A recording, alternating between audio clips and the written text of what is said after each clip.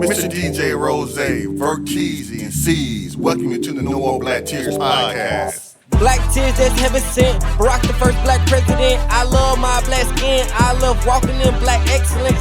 Black power, let's represent. All black, that's evident. I'm sure MLK and Malcolm X both didn't die for the hell of it. Strap your seatbelt, go and sell our land. What makes you think that we would sell our land? We wouldn't sell our land. What makes you think that we would go ahead and try to sell out then? No more black tears, black on black kids. Love us as is, love with passion. Paying black bills, learning black skills, making black meals. Black is backing. Big shout out to Fred Hampton. I'm black and proud like I'm James Brown, but I ain't doing no acting. My people here from the motherland. This podcast now active.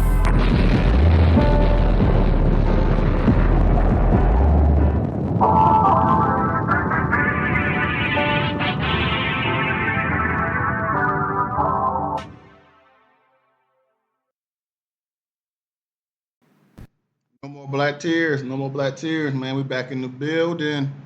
Man, what's going on, man? It's been a long week, man. Shout out to Memorial Day weekend, too. Vert Cheesy, man. How your week been? Man, it's been a smooth week so far, man. Like you said, man, Memorial, Day is coming upon us, man. So everybody enjoy the weekend. Be safe out there. C's, man. What's up, man? How you doing? What's good, people, man? Continuation of my birthday month, and it's Memorial Day weekend. Hey, let's actually recognize what it really represents, man. Rest in peace to all those who have passed in times of war. Okay, man. So, man, it all happened to meet, man. What's going on? So, it's been a long week, man. So, this week in sports, y'all. We have the college football landscape is about to change. They had decided after this playoffs, that they extended the amount of teams. Playoffs? To change the seeding. Seeds, break down the seeding changes. Basically, it's you have to win. No. So before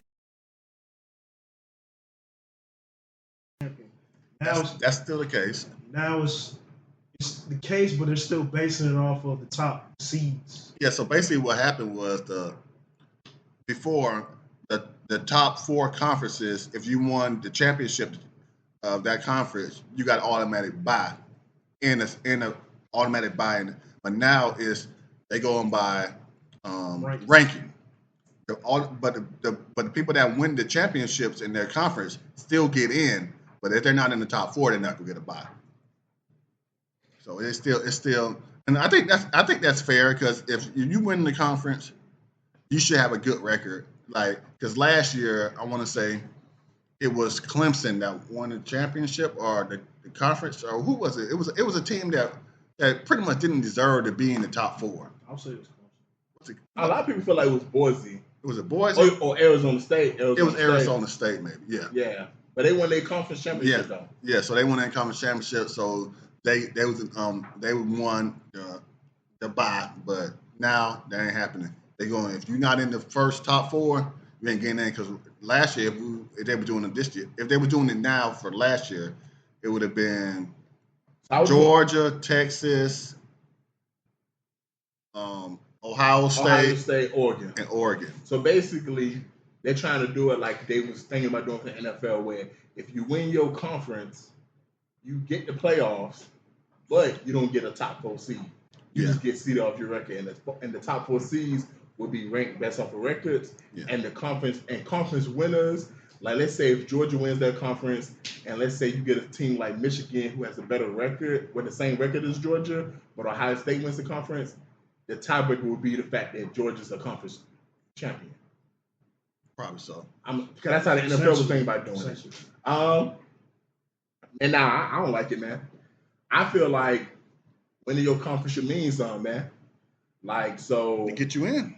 Nah, it need to mean something like getting the top four seed, because I can't help that all y'all teams decide to jump to the SEC and the Big Ten so y'all can get that big money. But the ranking's not a factor to you? Bro, win your conference, bro. When you go into the season, it's a reason, and I'm going to say this right here. I'm going to ask you a question. Do you think it's coincidence that the SEC has a certain style of play, that the Pac-10 has a certain style of play, that the ACC has a certain style of play, and the Big Ten has a certain style of play? Is that a coincidence? No, it's by design. And do you know why? Because going into the season, all them bitch ass teams know we gotta play like Bama. We gotta play like Georgia. We gotta be able to play with these teams. And all that high flying you see in the Big Ten, you got a lot of teams be like, yo, we gotta be able to keep up with some of these teams. And if you get a team like Michigan, they'd be like, you know what, we're gonna play the opposite, and sometimes that work, man. Nah, man. I just rather see you win your conference, you get a top 4 seed, and if you don't win your conference, cool, you might make the playoffs or whatever. But I want conferences to mean something, because that last week of the season, it was dope to see Arizona State and I think it was Iowa State play each other, and knowing that there was a chance that they could get a top 4 seed, not just make the playoffs. You know, so to me, I like to see conferences mean much more than you just make the playoffs. It also means you get an automatic top 4 seed. I mean, this shit is weird though, because the shit was unanimous. They said they didn't have a vote against it, so it was unanimous. And then like originally they were supposed to implement this next season, and the highlight is there's only one team that was in the playoffs this year that is not in the conference, Notre Dame. So with that being said, they're also saying maybe being in that 1 through 4 slot, that 5 seed might actually benefit somehow. So it's going to be interesting to see how this plays. It's like immediately went from implementing the 12 seed conference, 12 seed playoffs, to now going directly to this in less than a year in the same season. So I mean, it's going to be interesting to see, man. But at the end of the day, people got to win a conference. That's a given. But it's going to be a lot of people are going to be pissed off when these rankings come in. It's going to be like, oh no, this team should have been number 4. They won their conference. It's going to be back and forth. We're definitely going to be talking about this shit over the next season. So, LSU is a big team in the SEC, and they've been contending for the playoffs and won a championship a couple years ago with Burrow. And we haven't heard too much from Baylor. I say both them schools because RG3 went to Baylor, Heisman Trophy winner, and Ryan Clark was part of the LSU Tigers. Who? Ryan Clark. He played college football? Yep, he did. Oh, I thought he was just an NFL analyst. So both of them have been going back and forth in the news.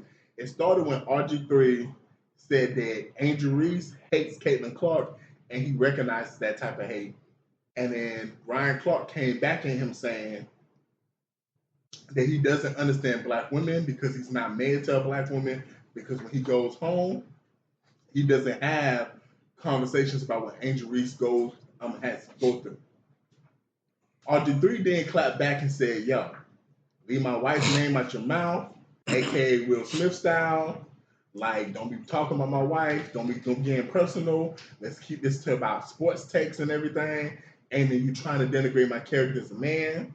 Then you had players like Le'Veon Bell, Shady McCord, Antonio Brown, and a couple other players who played with Ryan Clark say, nigga, ain't your first baby mama white? And it led to Ryan Clark apologizing either last night or this morning on his platform to RG3 and RG3's wife, saying that he basically did not mean to bring his wife's name up in a negative light. Me and Rose was at Buffalo Wild Wings watching the game 1 Thunder versus T-Wolves. And we was having a conversation about when you decide to bring someone's wife's name up. Asante Samuel said, everything after that got to be straight positive. Like, it can't even be a hint of negativity. I feel like there was nothing wrong with Ryan Clark said until he decided to mention RG3's wife and kids. At that point, man, just stick to what your initial point is, that you feel like he's wrong with the Angel Reese situation. But, man, Ryan Clark, you're too articulate. You're too good at your job. And you have too much of an understanding for what's going on to even make that mistake. But I will say this before I give it to you, C's. They the same nigga. I hate to say it like that. Like they both like to dance for them white people. Can I tell you the difference? This is the difference. RG3 is just more upfront that he danced for them white people.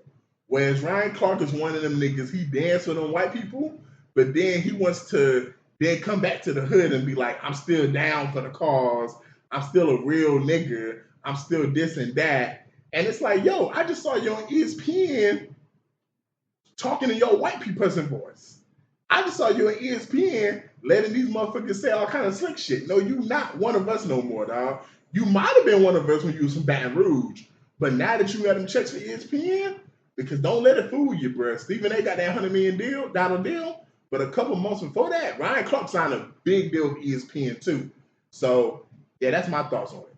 It's always gonna be the back and forth, and it's like I want to say Sean McCoy said it's got to be a little bit of race play in sports, man. And it's like it goes from Angel Reese and Caitlin Clark, which it's not really it might be a thing, but it's like it's more so fans looking in, and then it's like RG3, we know where he stands, what he's going for. So I mean, it's people's reaction to this shit. I agree with the stance of like leave people's wives and kids out of it, but really it's always the internet making shit bigger than it is. But you need to feel the need to apologize. So of course they're gonna get the backlash. This shit is like you can't say anything, man, anymore. It's disappointing. This dead. People look at your track record, what you say, what you do. People look at your history. So I mean, hey. Yeah, man, you can say whatever you want to say. Just stand on it. And that's all I got to say. Like Ryan Clark, he talked big business, and I respect him. His sports take a lot of times, but it's like if you go say something, stand on it. Like you took, it ain't like he spit all this stuff off. Like he was freestyling. He took time to practice what he was about to say. I know you did. You ain't freestyle this. This ain't come off the heart.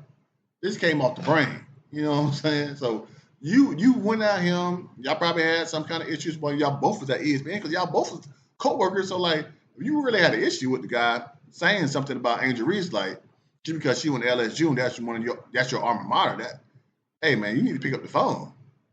Pick up the phone, baby. You know what I'm saying? Tell that bitch make a layup. Yeah, try to. How you breaking records for the most missed layups in a row? Hey, man. So talking about records, man, we got the champion Philadelphia Eagles. They've been in court, basically. The league basically had put to a vote to ban the tush push or to not ban it. Luckily for them, it came up to 22 to 10. They needed 24 votes for it to get banned. 10 teams said, "No, we good with the tush push." C's, what's your thoughts on the tush push not being banned and how close it came to being banned? I mean, it's crazy because they literally they went through the whole history of it, you know, talking about the QB sneak and how the Eagles brought in a rugby specialist, contact sport specialist, just doing it. So originally it's a rugby move. Honestly, it's the only team that the shit has worked for is the Eagles. They're the only ones that have successfully done it shit and benefit from it. So it's like, honestly, this shit passed. The league is going to have to defend against it. You're gonna have to adjust it. Like it's one of those things. You're just gonna have to fucking accept it and just learn how to defend against it. It's one of them changes. Is like shit's always changing in sports and in the NFL. I mean, like it was literally down to the wire with this shit. So I mean, hey, I'm not mad at it. It's not every team can do that shit. Yeah, man. Hey, the 22 teams, including the Falcons, y'all some bitch ass niggas, dog. Y'all some bitch ass niggas, bro. Because the quarterback sneak has been part of the game since the game first started. Now, I'm assuming we've all played Madden before. Man, Madden is some bullshit. Because when you do the quarterback sneak on Madden, like especially as the years have progressed, man, bro, for the longest, you hide the ball and you just fall forward. Like it don't even let you kind of push forward or whatever. Now, the later versions, it kind of let you do that a little bit. My point in saying that is this. Every team has that's all the tush pushes is a quarterback sneak. And you get a play that kind of pushes you behind. But I've seen the tush push, and it's Jalen Hurts is different, bro. You ever see him work out and how he squats and his lower body strength? It just seems like he's just different and he just knows what he's doing. Because they got a new center, they done changed players on the offensive line, and the shit's still fucking working.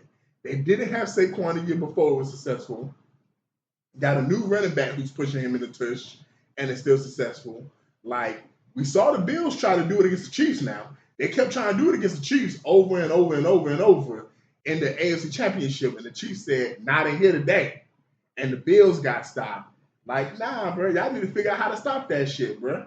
You know, stop being scared to play, man. This is football. It's a physical game. Either learn how to stop the play, or don't let them get to 4th and 2. Yeah, I don't care about the play either way. It would have been it'd have been funny if they stopped it because they would have like they got this Super Bowl and like I wanted to see what they gonna do now, like to rebound from it. I really wanted to see that. Like I wanted to see them say, "Oh, they banned it," and then be like, "Okay, now it's 4th and 1. We still going for it, and y'all still can't stop us." I wanted to see that, but you know what I'm saying. But that didn't happen. But maybe it'll happen next year. I mean, he probably would have just started jumping over the O-lineman. No, they would have gave it to Saquon. They would have did something. I just want to see because it's like they pretty much they knew the rule. They worked their way out around it. But I don't care either way. But I personally, I wanted to see them stop it so I could see what they would go do when they came to 4th and 1 this year. It would just been more exciting. Like, hey, now what y'all gonna do?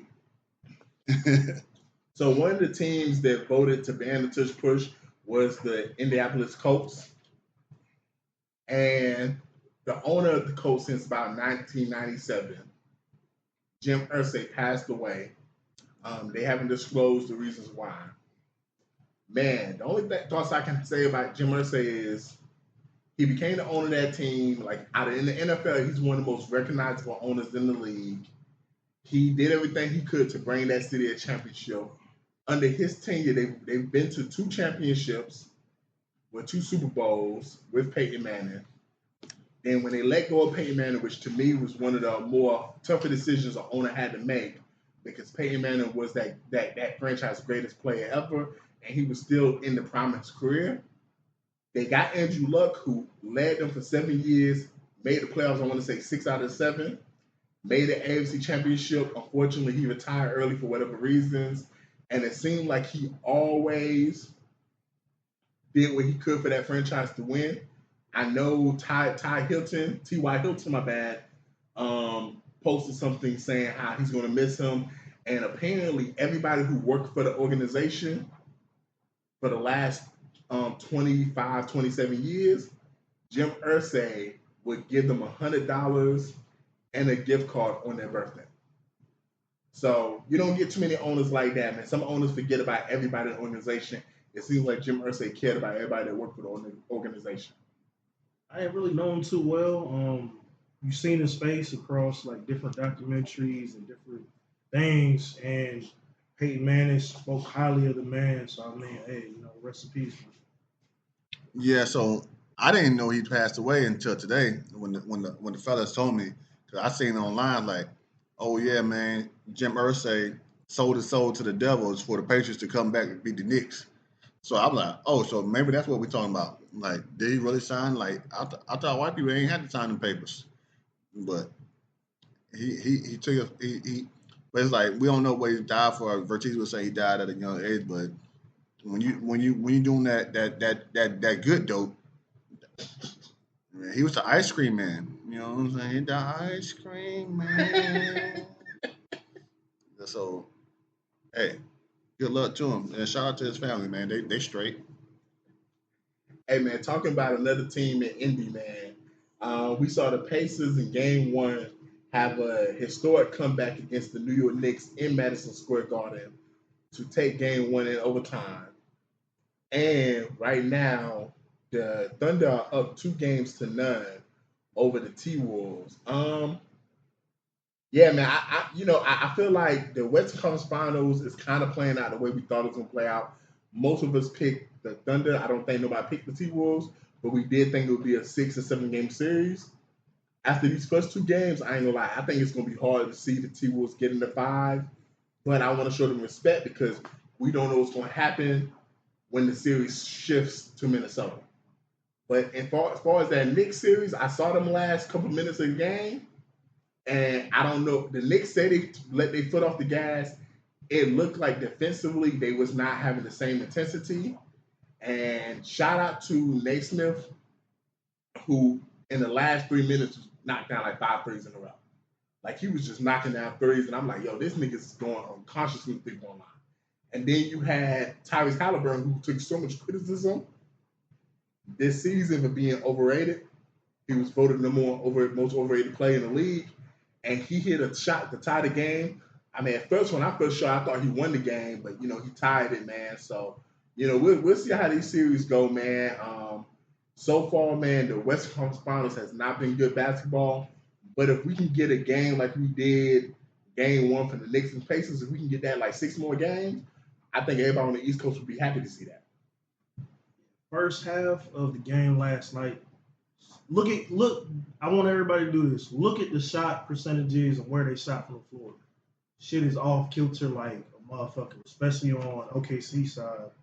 And then like Julius Randle for the T-Wolves, I think he's gonna be the difference maker.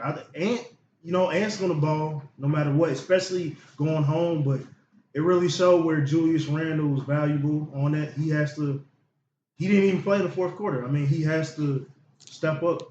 I think he's gonna be the difference maker for this. But OKC is literally playing basketball. They're balling right now. And then the Knicks, man, like to see them break down like that and let them come back, it's like, what the fuck are you doing?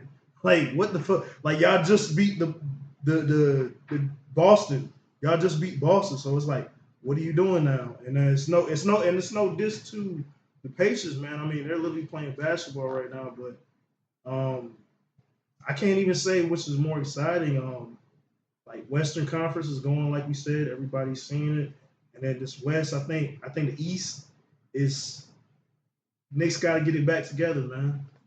Yeah, so you lost me when you said you don't know what's more exciting because, like, the East, that game was exciting. I was watching that game in Kroger's, you know what I'm saying, on my phone. Like, the whole time I'm walking through there shopping, you know what I'm saying, I had to go do some shopping. I had an event to cook for a graduation, so I'm walking through there shopping. I'm in there for a long time, like, I'm just watching the game. I'm like, this is. Then I stopped for a second, drove back to the crib, ate, and then turned the game back on. It's like, and I see doggone guy dunk the ball and take the lead. I'm like, what's really going on in overtime? I'm like, did this really just happen? Like, the Knicks just let them score? Like, I don't know what's going on with the Knicks, but. Yeah, you actually texted me when that play happened. Yeah, so I said, what are they doing? Like, what's going on here? Like, I don't remember what I text you, but yeah, you said what was that? Yeah, what was that? Because literally he inbounded the ball from the top of the key and went straight to the basket and just got an easy layup. Yeah, and I'm like, what was that? And it was like, but yeah, shout out to the Pacers, man. Shout out to Reggie Miller, man. But he thought he won the game when he hit that doggone. That step back. Oh man, bro! He started doing the choke sign, bro. Did y'all see him double dribble though? Yeah. That's why there was some people saying that the ref should have called that. Mm-hmm. Yeah, so bad. But shout out to the Pacers, man. Hey man, so before we move on, quick thoughts, man. C's, Rose, did y'all think SGA deserved the league MVP? And if not, why? Yes. Okay. Jokic's had great numbers, but was looking at it from standpoint of like balling right now. He's the best to me right now. That's just my opinion. You read the question wrong. He said, if not, why? No. For the reason that he was saying, but he stopped. But Joker had one of the best seasons ever in the history of the NBA, especially at his position. And if you go give it to Embiid last year for having an okay season, which Jokic's season was better than. Shouldn't have happened in the first place, though. But you got to stick with it, though. I'm tired of flip-flopping. When I was growing up, the best player on the best team won MVP. Now, if y'all go do that, then do that.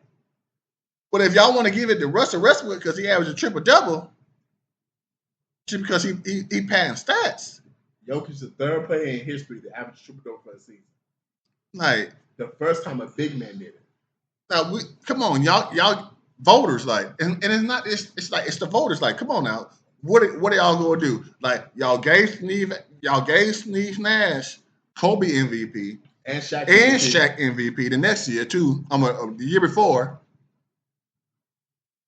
Come on now. I agree with this, Rose. Like, to me, I'm not mad at SGA won it, only because I hope it's a sign that we're going back to how it used to be, where it's a player on one of the two best teams gets the MVP, which is how it always been when I was growing up. That was the justification for when Steve Nash got the MVP over Kobe, when KG got it, with the year they made it to West Conference Finals. Like when Dirk got the MVP and all, I'm watching all these players get the MVP over Kobe. And it's clear Kobe's the best player in the league. Having like 5, 6 50-point games in a month, dropping 81 points a game. Like, I'm like, yo, this is the best player. If we're doing that, cool. I just want to know next season, I bet not see nobody have no crazy statistical season, and their team has the 3rd or 4th seed, and they get the MVP. Just because you said it's probably gonna happen. That bet not happen then. That bet not happen, bro. Just because I'm tired of that. So that's my only thoughts on it, man.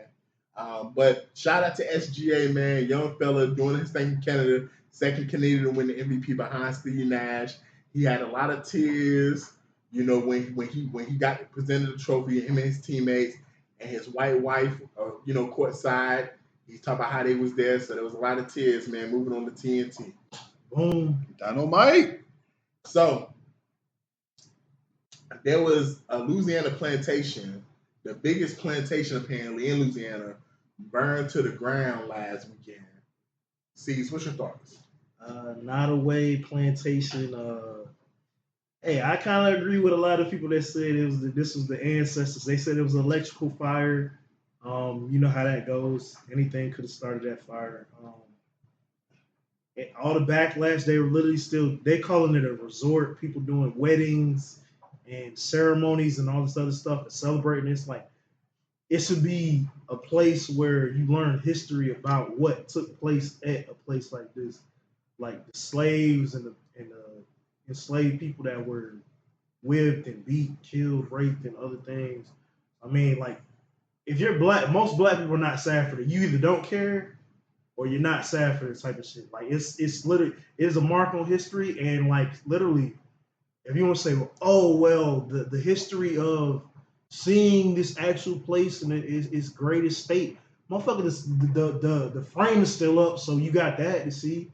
So I mean, hey, I agree with the people that said let it burn, like let this bitch burn, man. Yeah, I got tears because when I go to cities and in my city, like, I would like to go visit places like that, like and see how Master lived and to see the plantation and see the land and all. I would want to see. I would pay to see that. You know what I'm saying? So I got tears because it burnt down. Like, now people can't even go there and see. You know what I'm saying? It's like now, because people now the youngins, they don't even remember that our ancestors were slaves. So for that to burn down and it's gone, like, to be one of the oldest ones, and I would have liked to go there and visit this place, like, but now that ain't gonna be possible. You go there and see the land, but I would have wanted to go see it and visit. You know what I'm saying? So I got tears. Yeah, I got tears too, man. And I just want to say thank you, Rose, because I think the point you made is something that a lot of people didn't think about. Because I didn't think about it till you just said it. Like, I got tears because, one, I'm happy that it burned down because it meant so much oppression to our people. But also, there is the sense of tears that you brought up, Rose, that, man, there's so many young people that don't even understand what our people went through, man. I've talked to people that don't even understand that what Muhammad Ali did, that he was facing prison time. They think he just got stripped of the world title. Like there's a lot of black people that don't even know who Emmett Till is, for if you paid attention to the drama with the baddies last week in Africa. So yeah, that's a good point right there, man. There's a lot of black people that don't even fully understand what our people went through on these plantations. Not that just we was just slaves, but how much they was degraded during their time in slavery, man. So, huge tears, man. Staying in New Orleans, there was 11 inmates that escaped New Orleans prison. I want to say since I last checked, 7 or 8 of them have been caught. So there's like 3 to 4 of them that are still free. C's, what's your thoughts? Man, y'all should have got the fuck out of Dodge, man. Like, why are you still in the city? You had somebody literally help you inside and outside. And then there's one associate. She got arrested, her and her sister or her cousin. She literally pulled up and said, "Oh, I didn't know who these men were. I just dropped them off." And to say that's just like, hey, their faces plastered all over the city, all over the news. How could you not know? And just to see that, it's like, yo, y'all should have been gone, man. But one note I want to make is one of the escapees, his grandmother back in the 90s got killed by one of the crooked cops. And then as soon as they heard that he got released, the nephew or the grandson got released, 2 prosecutors that were on that case got out of state. So there's a bigger conspiracy going along with that, just to be mentioned, like, if you want to look into that. And then just like the whole thing, like, you're going to get caught. The way y'all moved, you knew you were going to get caught. So it's like, you might as well live it up. So, like, if it was me, I would have been out of Dodge. Like, we said that last night. I would have been the F out of there. Like, gone. You wouldn't have caught me. But, hey, see how easy it was for them to catch him? Yeah, I told you, C's, last night. You got 2 options. Either one, I know I'm going to get caught, so I'm going to just live my best life. I'm going to get as much pussy as I can get. I'm going to eat as much good food as I can eat, drink, and do whatever drugs I need to do while I'm free. Or 2, which is what I would do. Now, I'm in New Orleans. I'm trying to go to Vegas. I'm trying to get to New York. I'm trying to get to Cali. I'm trying to get to Miami. I'm trying to get as many states removed from New Orleans as I can, because I doubt, unless I'm just like a triple homicide person, like somebody that's like possibly could be on FBI's most wanted list, they're not finna send nobody multiple state lines to come get me. I'm trying to get as far from Louisiana as I can, and I'm just gonna start a new life, bro. Like, but hey man, like we saw this last year. When the nigga in Georgia one of the niggas got arrested right down the street from us, basically. They kicked in the door 6 in the morning, and it's like, damn, nigga, you couldn't get out of the state of Georgia. You should have at least went to Alabama. Yeah, but it's like, it's hard when you ain't got no money. They weren't in the federal penitentiary. They was in the county. You should have had that planned out, though. You should already had somebody who was going to take you across some state lines. Yeah, man, you got to have some money to do all that. Like, all the dudes that broke out of jail, they were broke. And it's like, so that's why they broke out of jail. Because they used to breaking stuff. They broke all the time. You know what I'm saying? But they keep talking about inside job. Has anybody got caught yet? Yeah, it was 2 COs and then 1 janitor. Okay. The dude was a janitor. He got caught. But basically, how they got out by a docking station. So somehow it was like a washer or some type of appliance where they got to dump water out. No, it was a toilet. They removed the toilet and went through the wall. Yeah, so it was that. But it wasn't in a cell. It was like in an area where, it's like a main area. So the dumbasses even taunted the fucking county like, hey, too easy. Motherfucker said too easy. And it was like, yeah, it was too easy to catch you, So Yeah, I mean, hey, they had the time to. Yeah, I ain't got no tears. Mark the spot. So I mean, no tears for that. Yeah, man. So whether it's the COs or maybe the other prison staff that's accountable, somebody got to be held accountable for them inmates escaping. In Georgia, they're trying to make parents accountable for the actions of their kids. So apparently, if a child is to put hands on the teacher, the parent may face the possibility of going to jail. sees. I got tears of joy. It starts at home. You know, it's like we always hear that saying. It starts at home. Your kid is brave enough to smack a teacher or hit a teacher. It's like, hey, at some point, it was before it was like, what's the kid's gonna go to juvie? Now it's like, okay, scratch that. We're gonna charge a parent liability, which in a lot of states it was already the case. So I mean, I agree with it to a certain extent. Not every kid, not every situation, but for the most part, it starts at home. Yeah, I don't agree with this at all because you can teach a horse to go to the well, but you can't teach him to drink it. You know what I'm saying? But you can teach your kid to do the right thing. But kids nowadays they go do what they want to do. I blame the judicial system, the juvenile court system.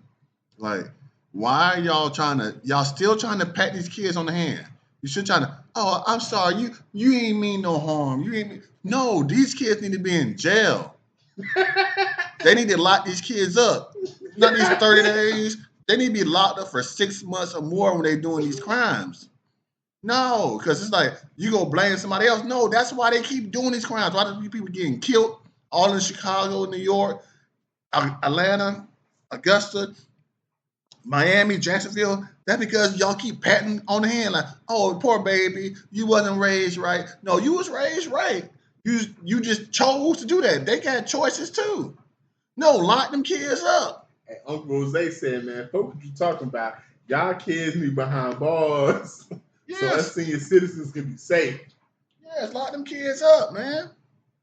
I remember growing up, we did not want to go to the YDC or to the county, you know what I'm saying, the boot camps. But now it's like it's a field trip now. They're eating McDonald's and chilling. Man, I ain't got no tears. I got tears for that, man. They need it. That's what's wrong with Georgia now. Yeah, man. I got tears, man, only because I see both y'all perspectives, because I do kind of see like, yo, some of these parents are to blame, but I will say this, man. Man, I know so many kids that come from good households that are fucked up because they decided to listen to their friends. They decided to let the music, influence them.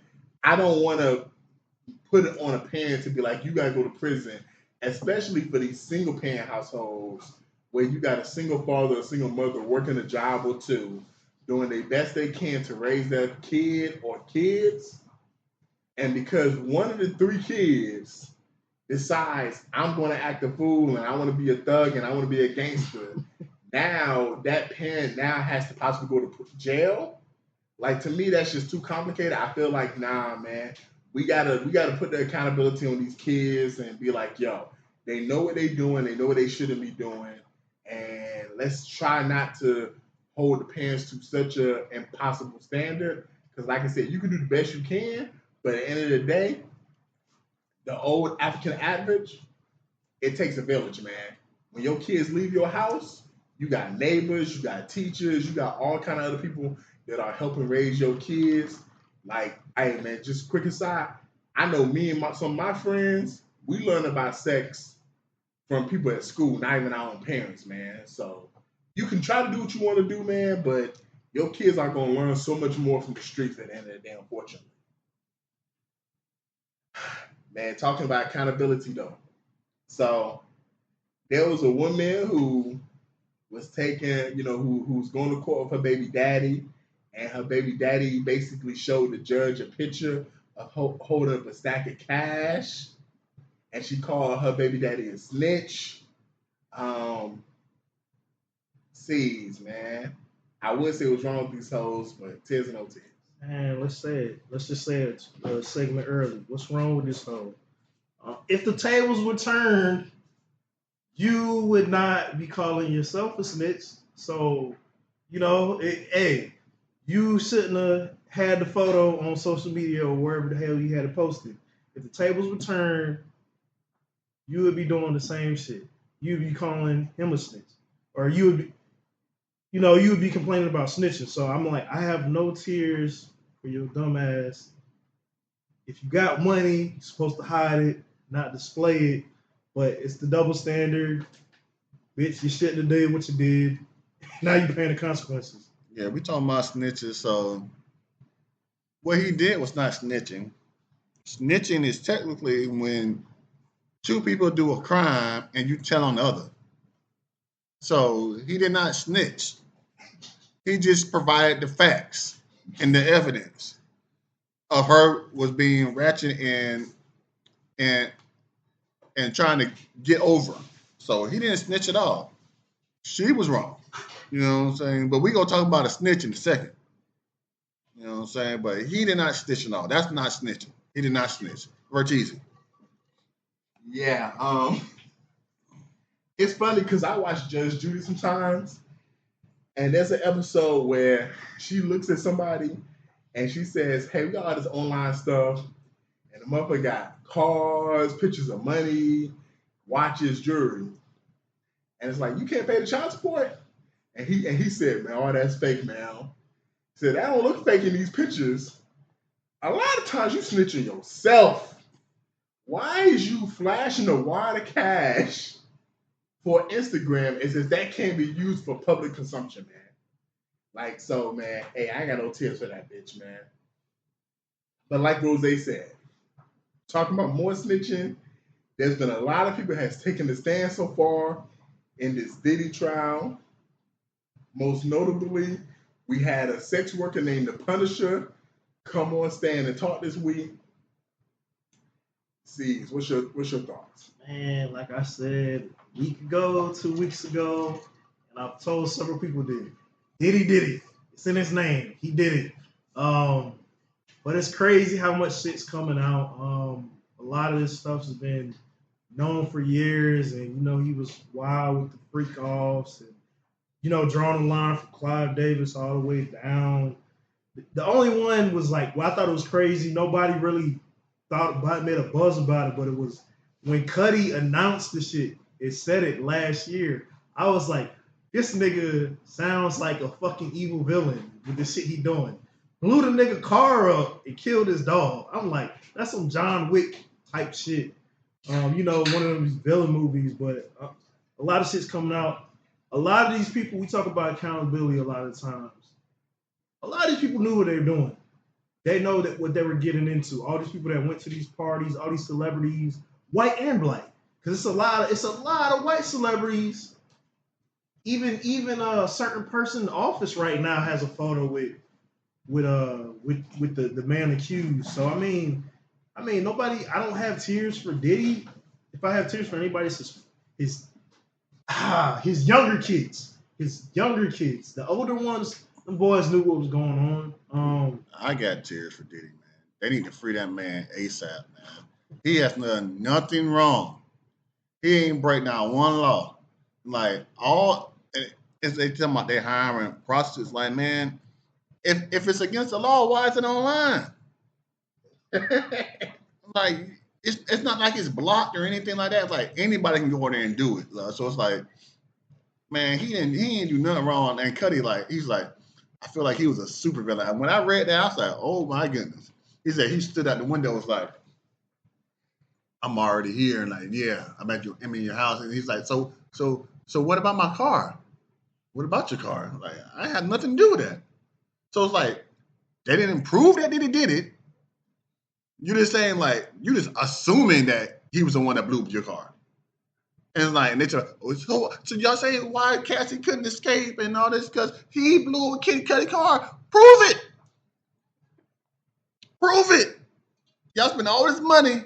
Y'all got him locked up. Y'all took a lot of his money too. Like, prove it. It's been 2 weeks now, and ain't nobody said nothing that Diddy did wrong yet. If you ask me, other than smack hoes up, but that's what pimps do.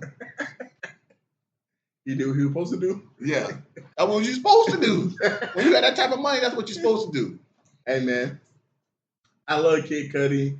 That song, Day and Night, bro. I ain't gonna lie. You can make an argument that's a top 10 greatest rap song of all time. I love that song. But Kid Cudi, you's a hoe. Like, for you to stand on the trial, point at this nigga Diddy, say he blew up your car, and you don't know for a fact he blew up your car, Then on top of that, you was messing with a woman. I don't care if she wasn't with Diddy at the time. Y'all know in the industry if someone's with someone or not, man. Chris Rock said recently, and so did Jada, they was talking at different times about how her and Will take so many breaks, but people be like walking up to her saying, hey, is this break serious or is this just one of them breaks where y'all just taking a break?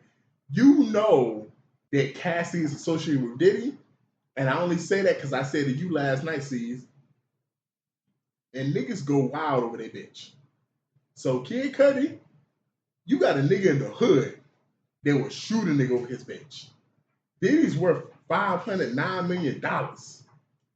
Nigga, you don't think that he's gonna go crazy over his bitch? Yeah, nigga, he was supposed to set your car on fire. He was supposed to pay someone to put a bomb in your car to let you know, nigga, leave my bitch alone. My bitch is off limits. Leave my bitch alone, man. It sound like Casino or something. I'm just saying that's what he's supposed to do, man. Cause that's his bitch. He's supposed to let you know, hey, I can't stop her from fucking with you, but I can let you know if you choose to fuck with her now, there's consequences and repercussions behind this shit. And you chose to fuck with that pussy anyway, man. So you a whole ass nigga, man. And to Rose's point, I haven't heard nothing besides he likes to beat on his bitch. But last time I checked, it was a RICO case, not a domestic violence case. So I don't give a fuck if he beat that bitch 10 ways from Sunday. Like, let that man go until y'all can prove how he sex trafficked a whole bunch of people and raped a whole bunch of people. Where the kids at? Yeah, and there was a lot of people, especially on the last episode, that kept saying, what about the kids? What about the kids? I haven't heard no testimony so far, not even from Cassie, who's at all the freak-offs now, say anything about any kids. She didn't even testify that anybody got raped. She just testified that a nigga peed in her mouth and Diddy like to do nasty shit like get semen rubbed on his nipples, and apparently there was one situation where a nigga nutted on her and he licked it off. Hey, Diddy a nasty motherfucker. Diddy. But that don't mean he need to be in prison. Diddy. Hey man, what's wrong with these What's hoes? wrong with these hoes? What's wrong with them? So there was an escort that basically said, I'm a mother of 11 and I'm looking to mingle. What's wrong with these hoes, y'all? What's wrong with them? Kendra G is known for this bullshit on her platform. One, you have, 5 kids? She had 5 kids, 2 baby daddies. That's not that bad for those numbers. That Kendra does? No. The chick that was on her show. No, she had 11 kids. Oh, she had 11 kids but 2 baby daddies. That's probably a record for you bitches. That's probably a record for you bitches. Did she have 11 kids? That's what she said, 11, right? Yeah, 11. And she sell pussy for a living. Only 2. But that's her job. But only 2 baby daddies. That's probably a record for you bitches. She was down for 2 niggas out the 11 kids. But you sell P, but you want a man. Yeah. Why? What nigga is gonna go for that shit? I don't even know why the fuck you came on the platform on the show with that bullshit. It's like 1 out of the 2, like 1, okay, you sell P. Okay, that's one thing. Or hey, I got 11 kids. Somebody out there is probably gonna go for 1 of the 2. Not too many people's gonna go for both. You're crazy. You looking for friends. So which one more crazier to you? The 11 kids or the escort? Like anything more than like 5. That's an easy question though. That's 5. Vertizi, which one's more concerning to you? Sell P though. The 11 kids. Exactly. Bruh. My grandma, Exactly.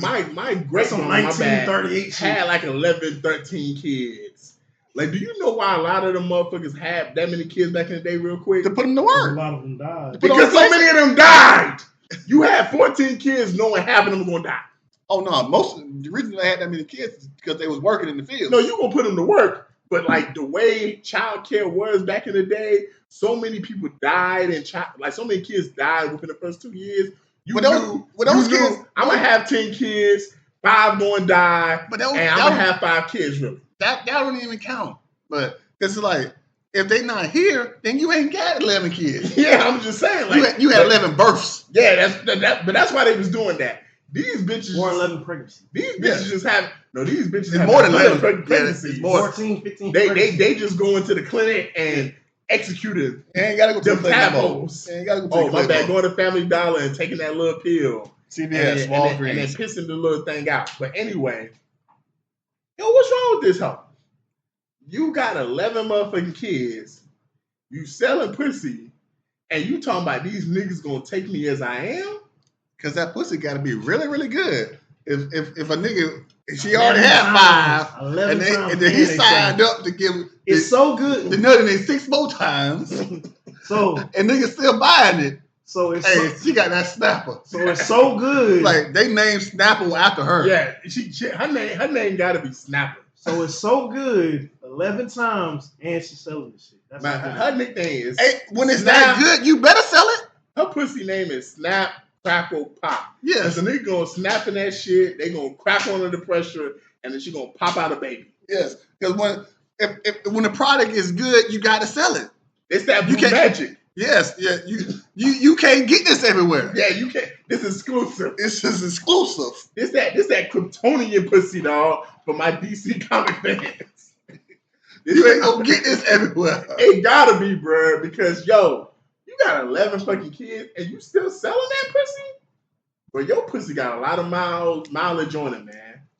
Because just for a life to come through the pussy, man, that stretches your pussy out, man. It's just crazy, man. I don't know what's wrong with these hoes, but if a nigga choose to play stepdaddy to her and her 11 kids, man, hey, salute to you, nigga. You an amazing nigga, or you just an amazing son. No, they go salute to him because it's Memorial Day weekend. He dead. Because salute to you. You killed yourself.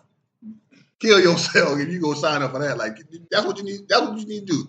Just kill yourself. You sign up for that. But unless you got a lot of money, you just basically killed yourself. Like because you gonna die from stress. Because you ain't my daddy. Who that is? You ain't my daddy. That's my baby daddy. He ain't my daddy. You gonna die. Bro, this some shit from Don't Be a Menace to Society while drinking your juice in South Central, bro. When Dashiki said, "What do you say to a nice man when he talks to me? Are you my daddy?" Exactly. Like, bro, that's 11 kids is a lot, bro. I ain't gonna lie. That's a lot of 2025, man. And Charlotte, Kendra, like she showed out for even posting that. 'Cause I don't think that was a live episode. It might have been though, but she showed out even putting that girl on back. She gonna say, "You know, you gonna be on camera and do all this." And she's like, "Yeah." And then the lady didn't even look good. That was another thing too. When I saw the picture, I was like, "Is this the bitch who had 11 kids? She not even that bad. She didn't even look good. Like you lying. She's super regular." Show the kids. Where the kids at? And there were no kids in the background. So where they at? You lying. Look. Hey man. So moving on to the last topic of the night, man. I'm pretty sure there's a lot of rappers that could roast this bitch in, their rhymes. So somebody asked the question, man. We always talk about like, our favorite artists, and we always talk about, how our favorite artists be, killing other people on the track. But what are 5 times your favorite artist, your favorite rapper? And it ain't gotta be your favorite rapper, but just somebody that is in your top 5, someone that you like, one of your favorite rappers. You listen to a track, and you even had to say to yourself, like, yeah, he got. See? So I'm gonna go new school, old school. Dom Kennedy, Kendrick Lamar. This was off his first tape that came out. Well, second tape, the one that really made him pop, but it was a remix. He shot a video for it and everything. She Needs Me remix. Dom Kennedy, that was like I heard his mixtape, but on this track he really slid like She Needs Me remix. And then it came with the classic track, Dom Kennedy, She Needs Me, Good Food, Japanese. Then second one, man, Lamborghini Mercy. Pusha T had been ahead. So Dom Kennedy killed Kendrick. Yeah. Okay, cool. Because, Kendrick had like his regular verse on the song. So I mean, it was like but Dom Kennedy just slid on that bit, man. And then second one, Lamborghini Mercy. 2 Chainz was on a run with this shit. So when he killed Pusha, like Pusha was on a run. Pusha T was on a run. But nigga, like the trash bag line, I was like, even if it didn't age well at that time, I was like, this nigga 2 Chainz, Titty Boy is on his shit. At that time, I like that inclusion because a lot of people don't think of 2 Chainz as being a spitter and being lyrical. But if you listen to 2 Chainz music, he has his moments where that pen is awesome. It's just like I mean, and like I feel like he does a lot of songs. He bullshits a lot. I feel like he can really be lyrical when he wants to. He does a lot of bullshit songs, but I mean, he is literally one of the spitters. Next one, I'm gonna go Freeway, Philadelphia Freeway. Hey, shout out to you, rest in peace to your kids, man. Shout out to Benny Singles doing his food truck thing. Shout out to Philly. You know, it's a lot of cool cats out of Philly. But what we do, probably one of the best samples in hip hop ever. But the way Freeway came on this bitch, y'all niggas better bundle up. It's gonna be a cold winter. It's so many lines from his like shit. I gotta like when a teeth start grinning and the teeth start showing, I'ma rob me a person. Freeway killed everybody on that song. Jay-Z's verse, probably my least favorite Jay-Z verse of all time might be my least favorite Jay-Z verse of all time is on What We Do Is Wrong. Even Beanie comes hard a lot. On this one, not feeling it like that. Freeway killed everybody on the song. Like he carries that song. Probably one of his best songs or better known songs, but killed that shit. Another one, we gonna do Flavor in Year remix. No disrespect to the original song. Craig Mack, one of his best known song. Craig Mack got oversigned by a lot of people. He has that lineage, the bad boy too. A lot of people say he got screwed over, but the remix, it was already a hot song. The remix took it to another level. It's a toss-up between LL and Busta, but I'm gonna go with LL. It's just the way he came on that shit was so smooth. And like I expected Biggie to be the biggest, like the highlight of the song, but the way LL came on that bitch, I gotta go with L.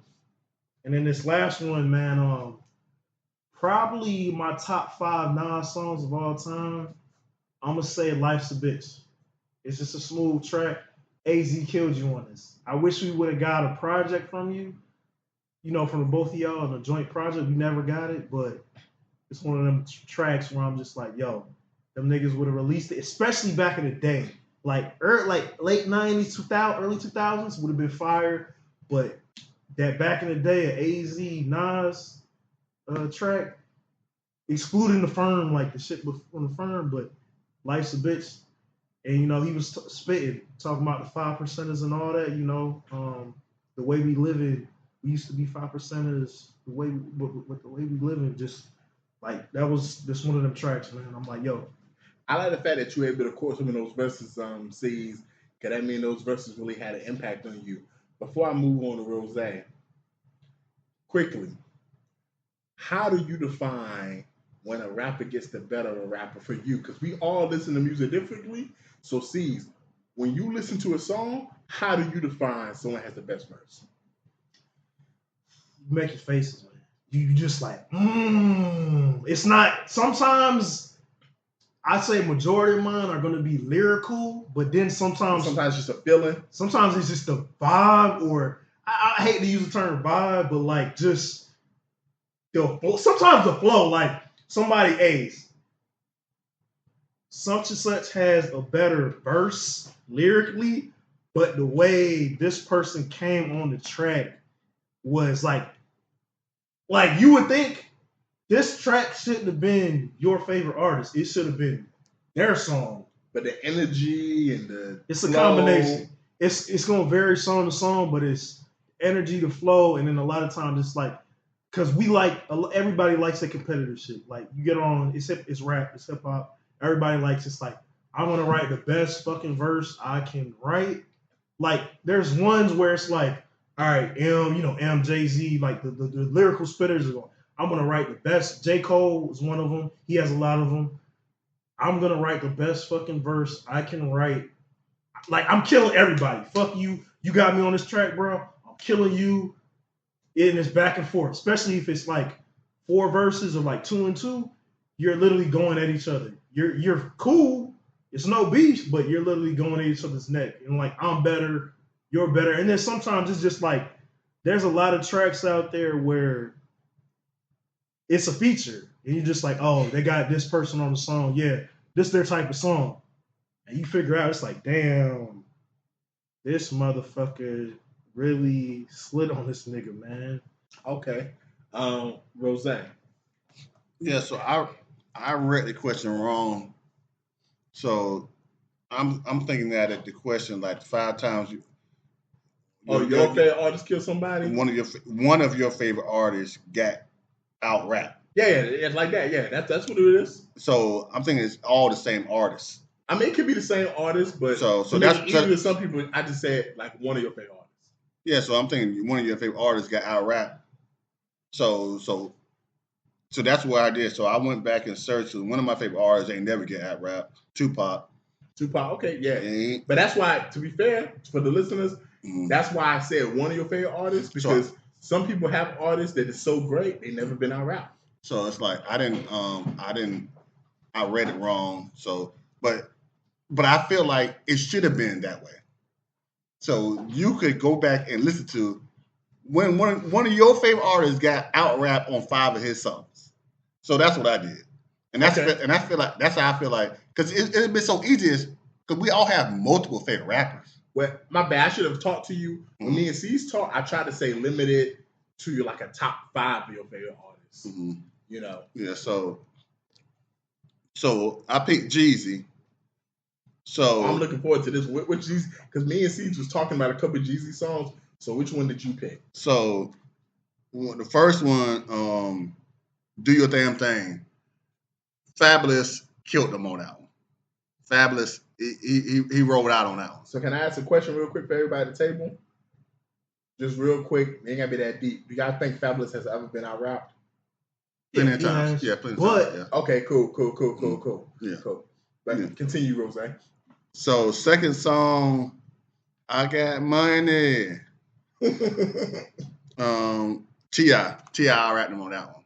Against Jeezy again? Yeah. Okay. This is all Jeezy songs. All these Jeezy. Okay. These are all Jeezy songs. All these are Jeezy. Okay. Yeah, I got you. All these are Jeezy. These are all Jeezy songs. So third one, Lose My Mind. Plies. Yeah. That's a good one. That was a time period when Plies was in his bag, though. Plies was in his bag. That is a great one. Plies was in his bag during that time period.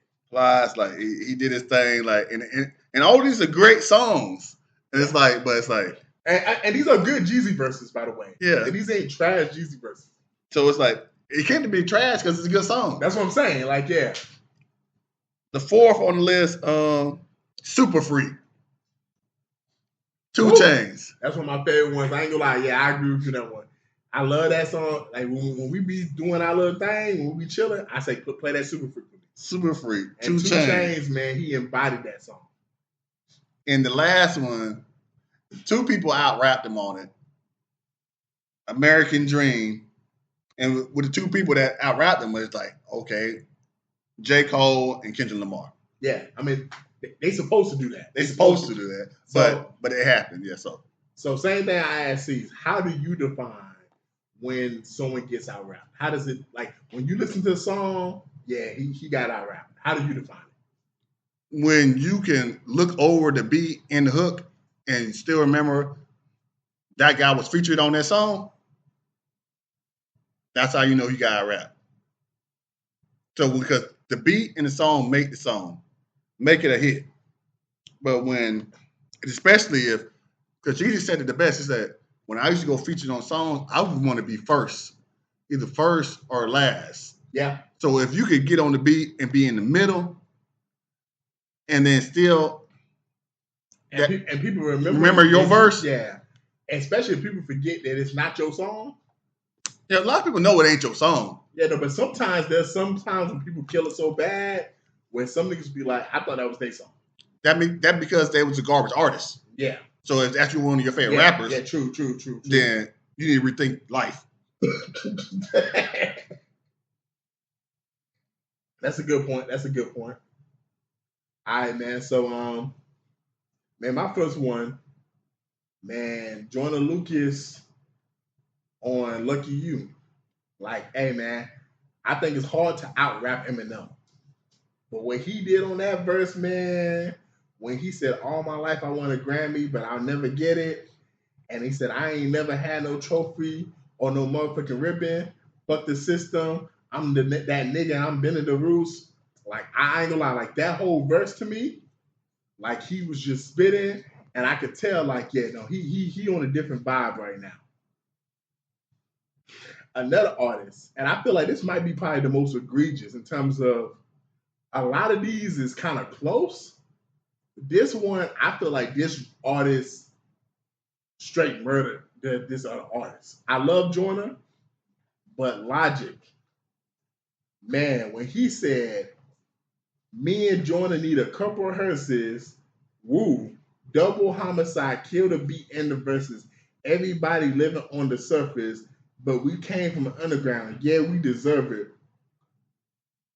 At that moment, especially when the music video, if you watch the music video, the song's called ISIS, by the way, for those that don't know.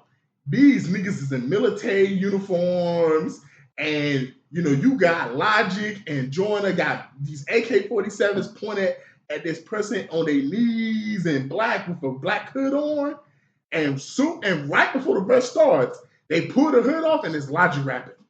And he comes straight, like you were saying with the vibe sees, he hits the track running. Like straight running, and he don't fucking stop. And I'm thinking to myself, bro, nigga, take a breath, breathe. Like Logic, yeah. I mean, if you're not a Logic fan, listen to that verse, and you'll like Logic because he straight murdered that song. Quick sidebar. What's your favorite Logic project? My favorite Logic project? Everybody.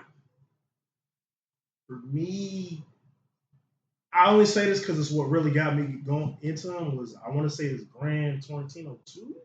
Yeah, that's good. It might have been the first one, but yeah, I want to say it was like 2017, 2018. So one of those, but that was the one that really put me on Logic.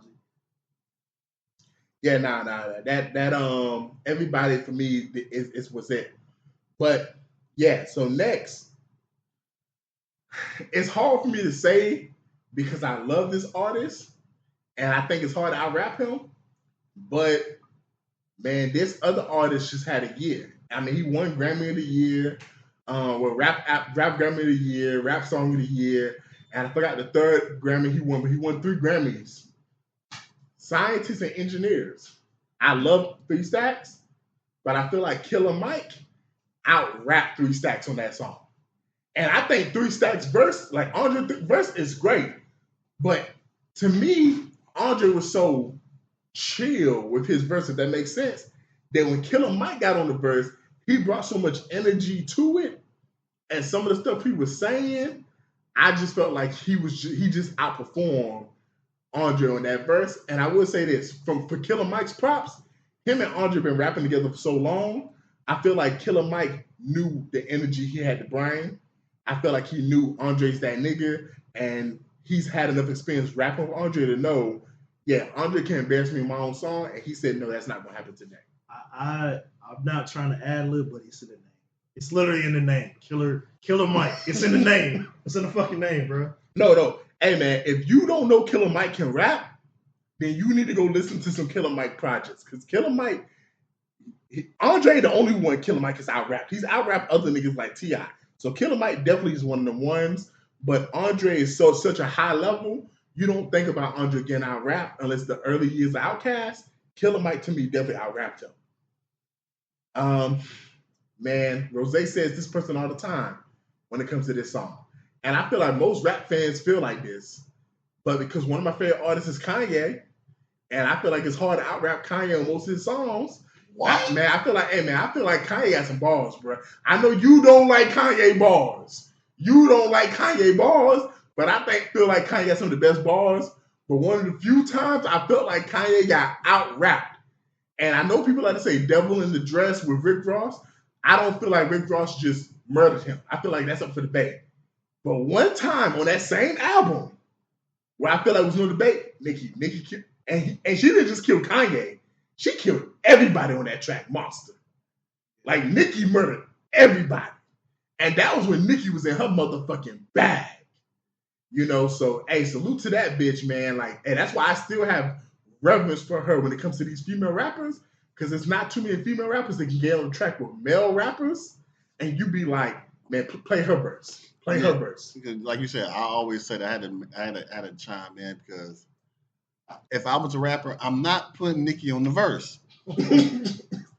I'm not doing it, because she does it every time. She does it every time. She does it every time.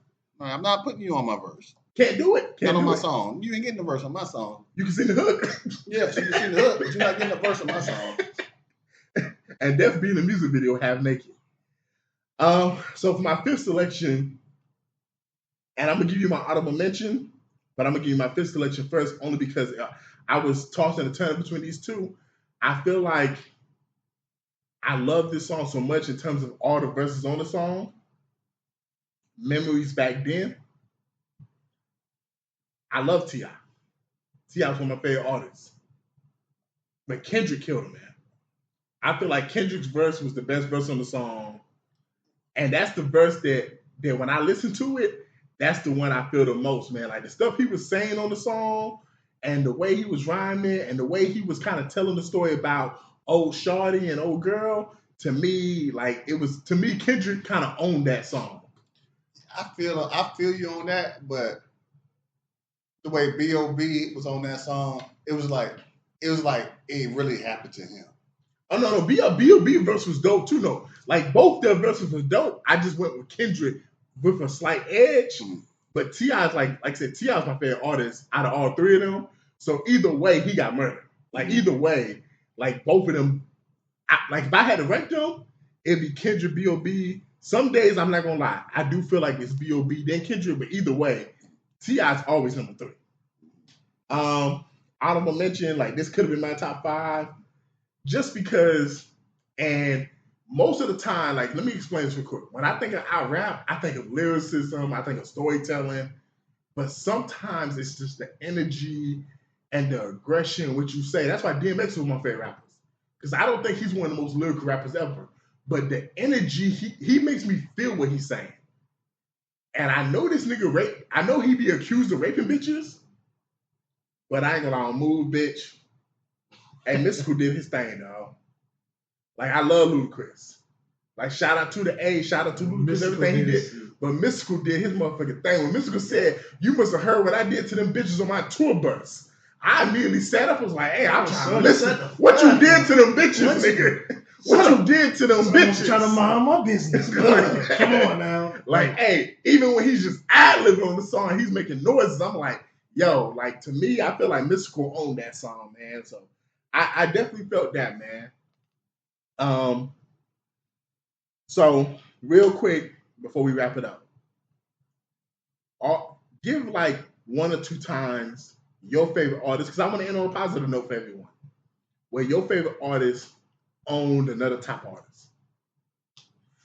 Like, when someone says, "I can't believe you like that artist," and you be like, "Well, what about this song right here?" Oh, so it has to be specifically where somebody's like, "You like that?" Well, no, it ain't gotta be that like that. It's just, it's my favorite artist, and he owned another top artist. So I can. That was a quick one. Jeezy, when he got on that "It's On Me, Baby" remix. That's a good one. He had the best verse on there, and they had T.I. on there, Bootsy, Yellow. You know what I'm saying? They had who else they had on there? They had like 6 artists on there. I like the Yellow Beezy verse though. I do like it. Yeah, but Jeezy had the best verse on that song. I think Jeezy's verse was the best. Jeezy had the best verse on that song. You know what I'm saying? So was there any times you can think of, like, when one of your favorite artists just owned it? So you were talking about a lot of compilation songs, but like when Wayne was on the Shorty Low remix, Yeah. killed that bitch, man. Wayne, one of your favorite artists? I knock on him a lot. He's up there though. Okay, cool. Then I'm gonna go 2 other songs. Pimp C has killed Jay-Z on 2 of their songs. I expected that from Rose. Nah. Pimp killed Jay-Z on Big Pimpin'. Killed Bun too. Like he got the best verse on that song. And then Get Thrown. Hey, Rose, look like you want to disagree. Like, hey, nigga, what you talking about? Bum B had the best verse. Nah, Pimp had the best one, and then Get Thrown. He had the most recognized verse on that song, but Bum B had the best verse on that song. Like I said, I stand by my statement. Pimp C had the best verse. We'll listen to it in a second. Yeah, and then Get Thrown remix. Pimp slid on the like Jeezy. Everybody like I grind hard. I grind. He was good. It was good. That was good. Pimp that. I'm good with the original song. Fuck that. You know what I'm saying? There's only one song. That was the original song. Take Jeezy off. Fuck that. Jeezy made it. Jeezy made it. Song. No. He said when I pull up in that minivan, and I was riding the minivan too. Man. I got 2 more and I'm done. I'm done with these 2. I had to go back and listen to it. It's highly rated. You never listen to Big L. One of those like. If we could have fucking had him, he would be in people's top 5. Not even top 10, top 5. It's a 7-minute freestyle. Literally 7 fucking minutes. It's old school Jay-Z and fucking Big L. A lot of people say Jay-Z killed L on that track. It's the one track you'll ever see. Big L's first fucking verse on that bitch slid on that motherfucker. And then I want to say, hey, at the time, Juelz Santana on this tape, it was never came out. Juelz has killed Wayne on 2 occasions. One of them was Black Republican. Yeah, man. So for me, man, I can give you 5 times where one of my favorite artists basically owned the song. So the first one, when Jada murdered that song New York. Like I feel like he killed Fat Joe and Ja Rule. Like to this day, when I listen to New York and I listen to his verse, like I'm from Augusta, Georgia. I'm from the CSRA. I'm proud to be from the South. That's the one song from New York that I told you this in privacies. Yeah, I ain't gonna lie. When I heard that song, I wanted to be from New York. That's how hard that song was, especially that verse. Kanye West, Lollipop with Lil Wayne. Like I feel like that remix, he murdered Lil Wayne. Ludacris, I'm So Hood, the remix. I just feel like we don't even respect how dope Luda can be on the mic when he wants to be. And I feel like as many artists that was on that song, the remix, I feel like Luda murdered all them niggas. And in the top 2, you know, Eminem is both times, like that Forever with Drake and all them boys. I feel like Eminem, Kanye, he murdered all them niggas. Drake, Kanye, Lil Wayne. I feel like Drake basically owned that. I mean, Eminem owned that song. And then you and me talked about the song last night. As good as I think his verse was, and I think Eminem destroyed Jay-Z on Renegade. That's the general consensus out there. They did say the Jay-Z verse hits harder when you get older. I gotta go back and listen to it. They be trying to say that, but I don't listen to Renegade as I got older. And that's the general consensus. It's still to this day, like people say that. Nah, M killed that. Yeah, that's what everybody says. And Jay's one of them ones. And it's a reason why they haven't made more music. And I feel like Jay knows he ain't trying to get another Renegade on his resume because he got did bad on Renegade, man. Final thoughts on C's. Man, this is one of those topics where you really got to dig in your bag. It's a lot of like. Shit, I have like 7 honorable mentions I'm not going to do, but it's a lot of people murdering people. It's a lot of great music. You know, hey, stay safe on this Memorial Day weekend, you know, but live it up at the same time. Rose? Go ahead. So, a lot of times we do our final thoughts, and for those who might want to know, like, you know, Vertiza, you always got something to say on final thoughts.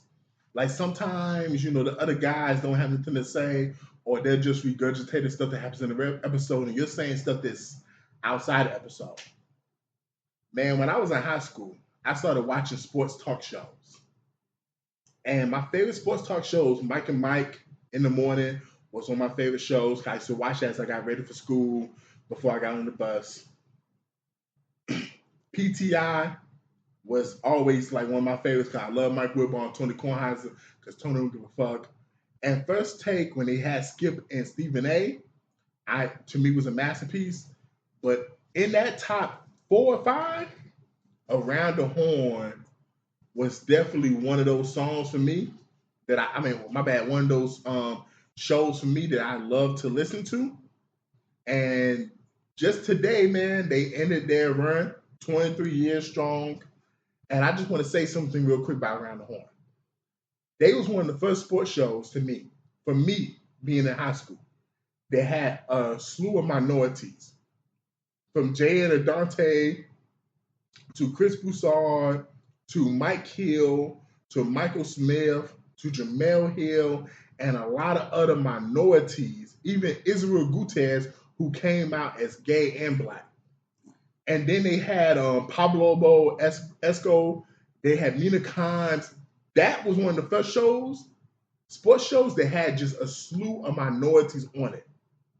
And I always appreciated the fact that they had Asians, blacks, and women, and all kind of people on it. They allowed me to see new faces. A lot of people on Around the Horn were sports reporters, beat reporters, people that was writing columns and stuff, people that was in the streets. It gave opportunity to so many people. And then lastly, when we do our final thoughts, I always view that, to me personally, I can't speak for the other guys at this table, as our version of FaceTime. Whenever you won Around the Horn, you was granted 30 seconds to talk about whatever you wanted to talk about, however you wanted to talk about it, uninterrupted, because they used to mute your mic when they felt like you got off topic or that you was talking too much. I want to say salute to Tony Rowley, because he was always the host when I first started watching Around the Horn, and he's always held that show in such grace and stuff, and he's always kept it in line, man. I'm going to miss that show. That's always one of my favorite ESPN shows, and we need more shows like Around the Horn.